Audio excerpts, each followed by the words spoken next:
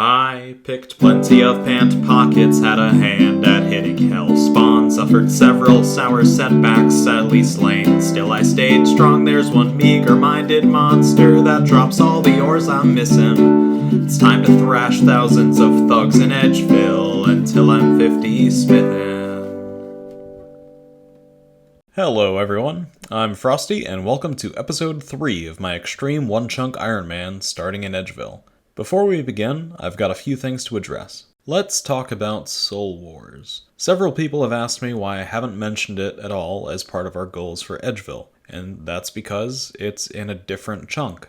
The Isle of Souls is comprised of 18 chunks, 3 of which are accessible only via the minigame itself, and 1 being the lobby accessible to us via a portal in Edgeville. Last episode, I put out a poll asking you guys which non-adjacent chunks I should count as rollable when we eventually roll our next chunk, and the vast majority voted that the Soul Wars lobby should be counted among those, along with the canoe system and the wilderness lever. After some careful thought, I've decided that not only will the Soul Wars lobby be accessible as a rollable chunk, but the 3 chunks in which the minigame takes place will be included within that roll. Not only is this a simple solution to the issue at hand, but it should hopefully make for better content for you guys. There is a good chance that Soul Wars will be vital to the account's progression moving forward. As for the canoe system, 2 of the destinations lack a way to return to Edgeville. The Black Chinchompa area and the Champions Guild. The Champions Guild is a strange one because when you travel to it, it places you in a different chunk than the one that the canoe station is in. So, minus those 2 that we can't return from, through the canoes we will have access to Ferox Enclave and Lumbridge as rollable, non-adjacent chunks. Lastly, in regards to the wilderness lever, I've decided against including this, as we would have no way back to our area without dying. It's just not viable. I also had multiple people tell me that I totally could have done the Imp Knowledge random event while clue juggling, and you're all correct. I could have, but I was pretty frazzled at the time, so I didn't. Whoops. I had a few comments saying that I shouldn't be able to telegrab or interact with anything outside of the current chunk. After some thought, I think that's a fair call, so I will be dropping the unicorn horns and ensouled unicorn head obtained last episode, and from now on we will not be attacking or telegrabbing anything outside of our chunk. While we're on the subject of getting rid of things in the bank, I've decided to sell the gold bars we've obtained so far from the Captain Arnav random events. They don't do anything for us in the current chunk, seeing as we can't process them into jewelry without molds and at least level 5 crafting.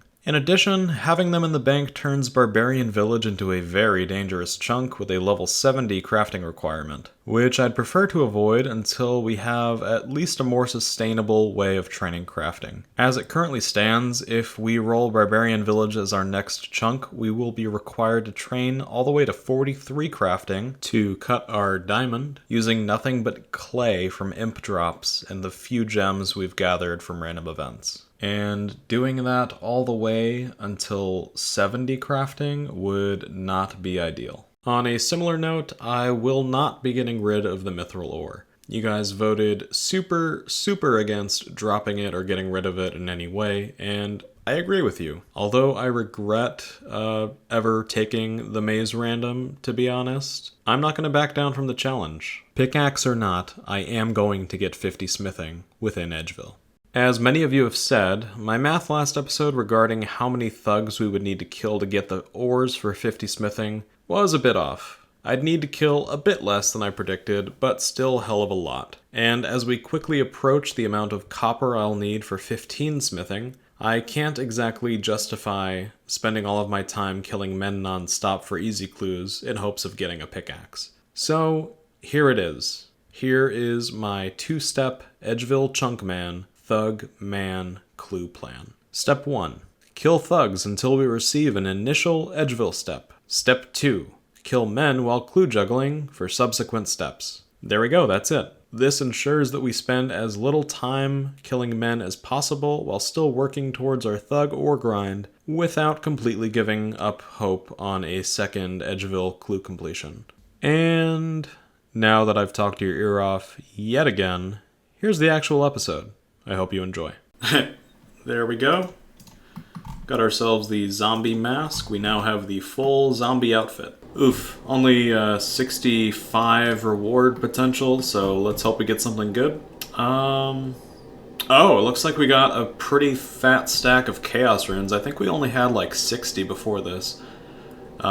Steel arrows or whatever, more mithril ore. But yeah, those chaos runes, that is, that's pretty good. Alright, words, words cannot express. I will find you. And I will... So, the game glitched out, and for some reason we couldn't pick up these pickaxes that the men dropped. Jagex, fix your game. 60 attack, we can now wield dragon maw balls. That's the third time today. Well, at least he gave us a bond to help salve the wound a little bit. I can't even see our drops anymore, man. Hey, there we go, that's 35 magic. We can now cast Firebolt. Did a few trips at Thugs. Here's the loot. On average, we get maybe 4 ore drops per looting bag, which isn't ideal. But the runes actually come in pretty fast. I'm getting close to 20 nature runes each trip, which should help out smithing considerably later on. We're also picking up the iron item drops, mostly because I want to see how many we can stack up before leaving Edgeville. I think the final total will be pretty funny. Alright, this is what we like to see. A beautiful, beautiful genie lamp coming in. Gonna get ourselves 4 mining. 2 more levels. There we go, that's 60 defense. We can now wield the Dragon Ball Gag, if we ever complete the quest for it. 10 fishing, we can now fish for compliments. Ooh. Alright, Book of Knowledge random event, and that is, or it should be, 5 mining. We are getting these levels much quicker now, just 1 more to go, hopefully, depending on our clue luck. Excellent, excellent way to start the day. We did about maybe 400 thug kills, and we got ourselves an Edgeville step. Beautiful. Okay, and here is what the bank is looking like before we begin juggling this clue. We are currently sitting at a total of 332 copper ore. We need 389 in order to get 15 smithing, so hopefully we can get another clue from men before we reach that number. My goal is to get the remaining copper ore by killing thugs until we get 1 Edgeville step, then juggling at men for the remaining copper. And with any luck, a second Edgeville casket. Cool. 26% reward potential from that maze. That might be the worst maze I've ever done in this entire game. Let's see what we get. Oh, feathers. We don't have another way to get those. That's actually pretty cool. Alright, there we go. 13 fishing from Evil Bob random. We can now catch gonorrhea. There we go, that's 69 strength. We can now make lewd gestures with our fists. Well, can't really say that I was expecting this so soon, but we got the last piece of copper ore needed to get 15 smithing. I guess we can stop picking it up now from men. I really wasn't expecting it to get that before a second clue completion, but here we are. Okay, I was slightly mistaken. In the last clip I said that 386 was the number that we needed of copper ore in order to get 15 smithing, but I was slightly off. It was actually 389. So there we go. I no longer have to pick up the copper ore, and we can just focus on clue juggling. Fuck yes! Okay, we got the second Edgeville step. Let's start juggling for real now.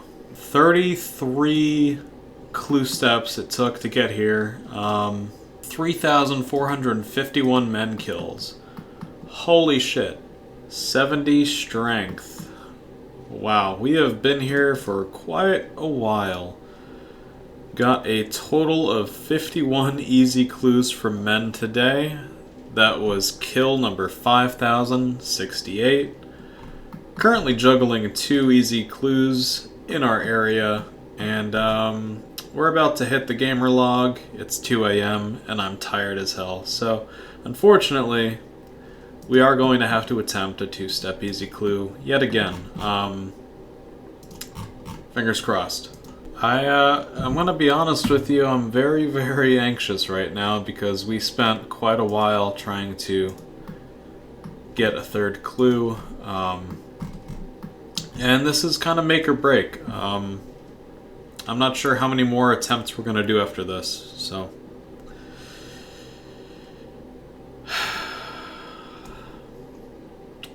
Cool. Oh, that's right there. That's right there. What about this one?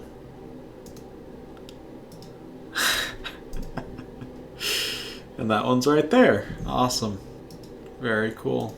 I wanted to take this opportunity to answer a question that I've been seeing a lot in my comments. Hey Frosty, why can't you just continue juggling clues after completing an Edgeville step? Well, you see, much like many of the other bugs that have become features in this game, the mechanics behind clue juggling are fucked beyond belief. There's a reason it took Settled so long to complete a Mauritania clue. Once you complete a step, the game only upticks the step count on clues that are already on the ground. If you obtain an additional clue after that, it resets the step count on all of your existing clues. If you keep, say, an Edgeville clue with 2 completed steps on it and roll a new clue dropped from a man, your Edgeville clue will reset to 0 completed steps. It's pretty great.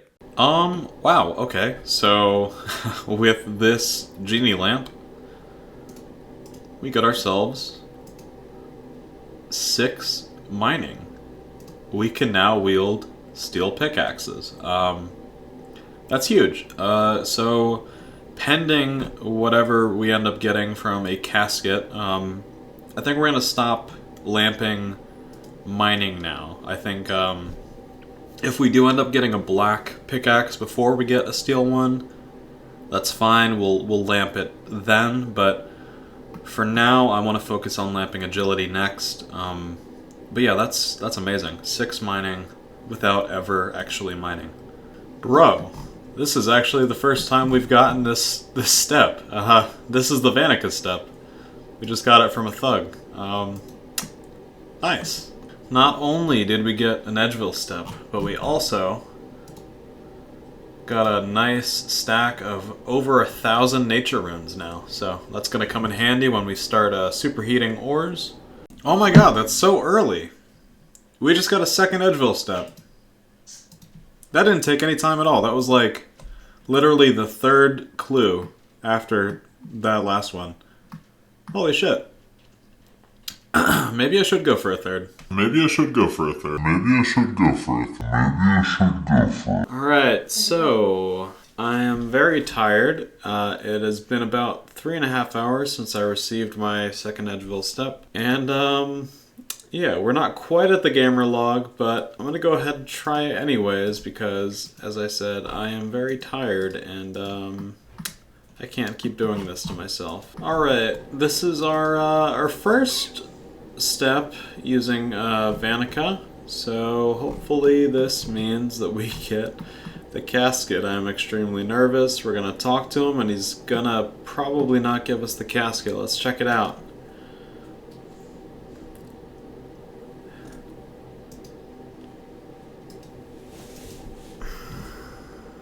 $37 magic. We can now not teleport to Falador, because that would be illegal. Decided to use up the thousands of mind runes that we got from men over here at Hill Giants and got ourselves 43 magic. We can now cast Superheat Item, which will be kind of essential when we begin the smithing grind. Alright, ran out of bowls for Nettle Tea, so we're gonna try some more selling bows, buying bowls. We're starting out with 170k cash stack, 540 U short bows unstrung, and 10,000 willow longbows unstrung.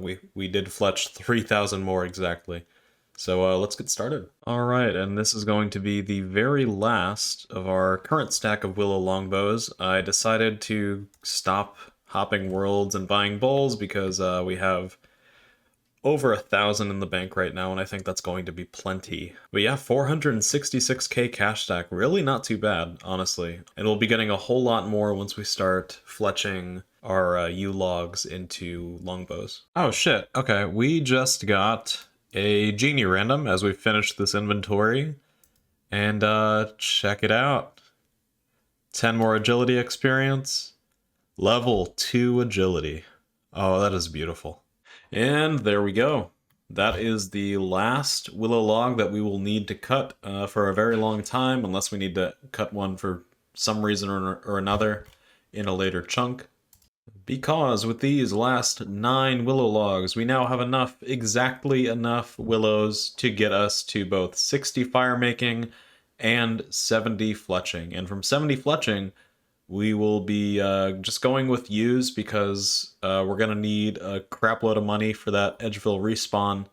So I figure yews are a pretty nice passive way to get that money while I'm playing leagues. So 40 fire making, we can now set fire to the rain.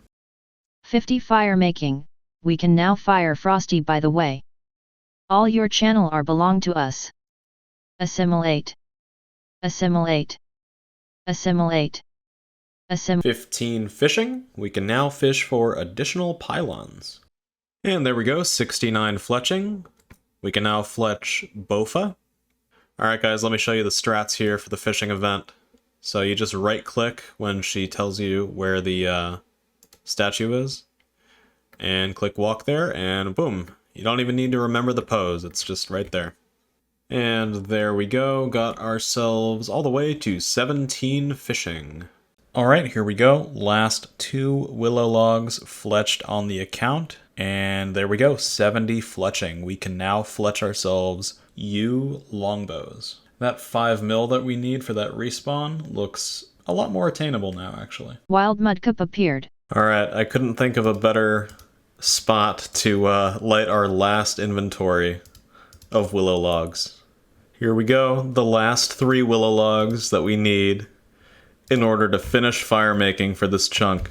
There we go, 60 fire making at long last. Thank you guys for showing up. Really appreciate it. Keeping me company. And now we are going to light the yew logs. Bam. We have finished fire making for the chunk. It looks like we actually overshot the number of willows that we needed by like almost 200, so I guess we'll just kind of hang on to these in the bank. I can at least make a willow short bow, I guess, for later, so we'll just do that real quick. Oh, come on, man.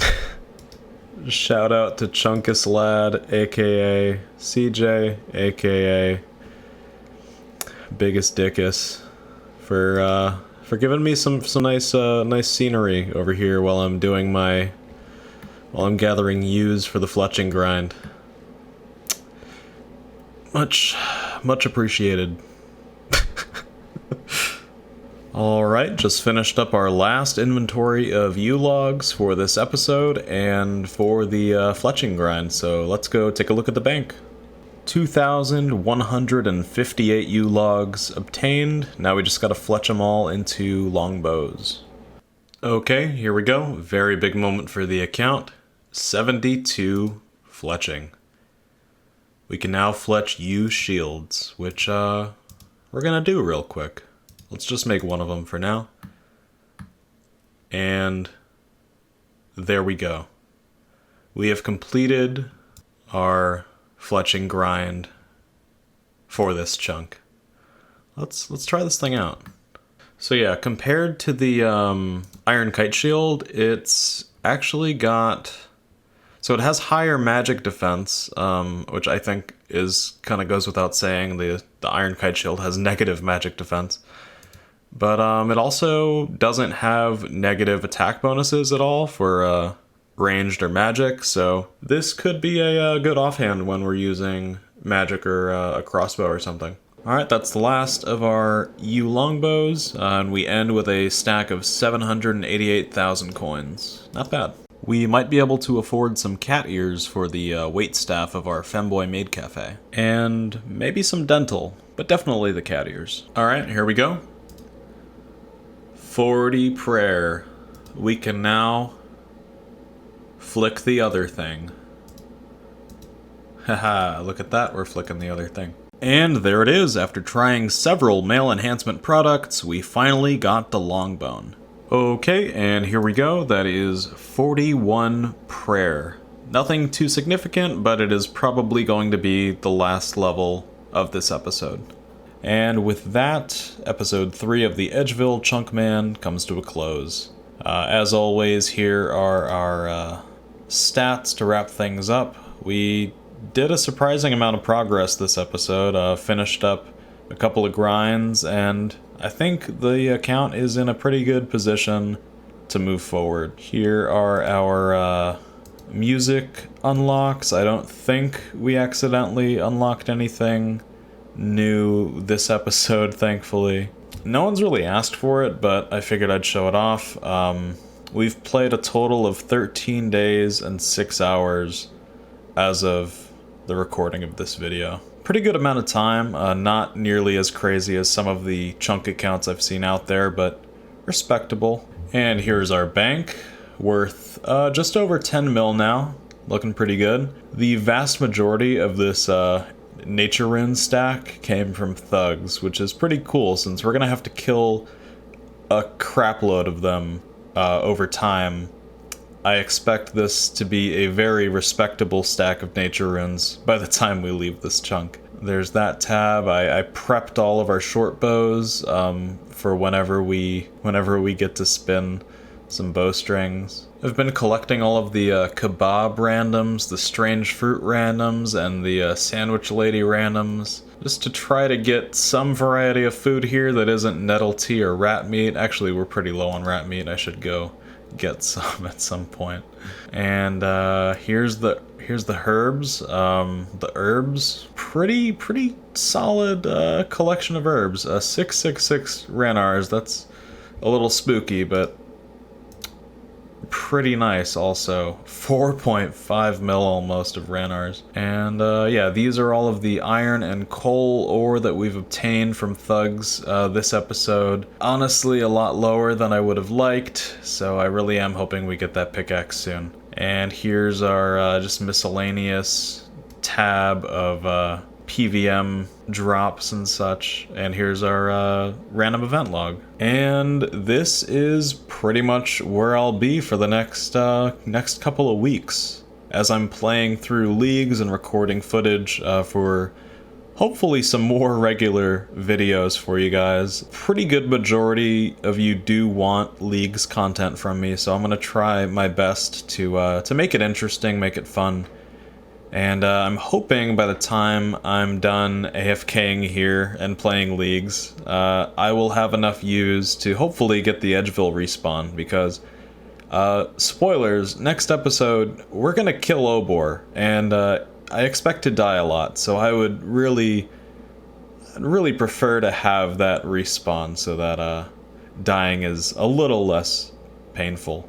Thank you guys so much for all of your support, and yeah, here's something else that I did.